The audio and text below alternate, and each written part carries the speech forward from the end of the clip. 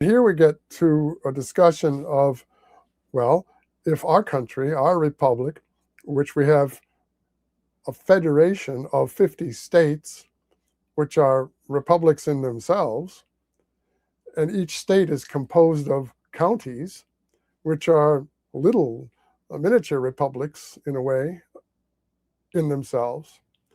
Our entire country then is based on a model, Roman model, of a republic or in republics, and thus checks and balances and so on.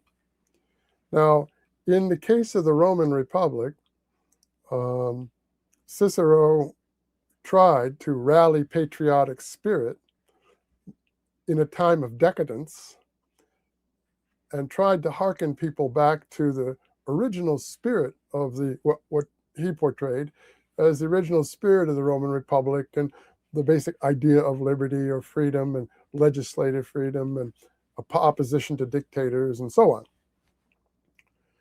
Well, what we have in the Roman Republic, particularly in the last, say, 100 or 80 years, that is to say from 100 BC or 80 BC down to zero, and down to Caesar, let's say, and then after Caesar, Octavian, who became known as Augustus, the emperor.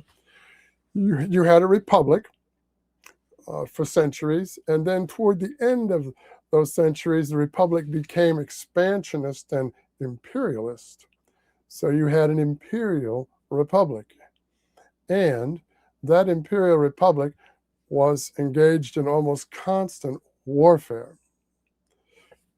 And in the last 100 years, the ancient constitution of that republic deteriorated under a lot of stress and strain from various factors. And the constitutional order deteriorated to the point where military generals took power, seized power.